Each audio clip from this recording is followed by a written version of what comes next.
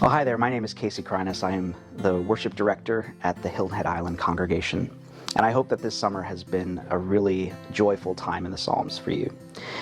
I'm always amazed by the breadth of emotion represented in the Psalms. You have everything from jubilant joy to crippling sorrow, from complete confusion to inspired awe, all within the 150 chapters of the Psalms. And I hope that's encouraging to you because these aren't just David's moody journal entries. These are songs, S-O-N-G-S, inspired by God through the psalmist and sung to God by his people. But that raises an interesting question, which is that how many of these emotions would we actually be comfortable expressing in corporate worship? Let me just read you a few examples. Speaking to God. You have caused my beloved and my friend to shun me. My companions have become darkness. I'm weary with my crying out. My throat is parched. My God, why have you forsaken me? There's some pretty raw emotions in there, and I wonder if sometimes we mistake certain emotions for a lack of faith. You might come in on a Sunday morning feeling weary or guilty or shameful, angry, and you clench your fist and you say, come on, don't you believe the gospel? Just have faith.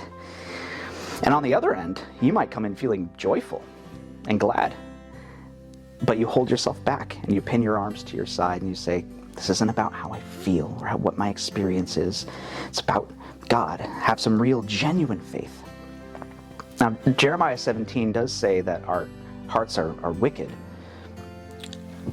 So we need to have a healthy suspicion of our emotions, right? But they're not something we need to hide from God. Tim Keller once said about Job, he did not make nice with God, praying politely. He was brutally honest about his feelings. But the biblical text says, in all this, Job sinned not. So friends, what if we came to worship believing the words of Psalm 139, that God is familiar with all our ways?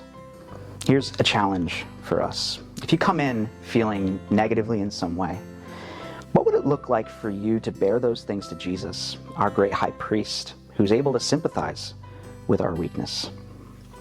And if you come feeling positively, what would it look like for you to believe that God meant it when he inspired the words of Psalm 100 to make a joyful noise to the Lord? The Psalms show us that worship is not about pretending we have emotions we don't. It's about bringing all of ourselves honestly before God.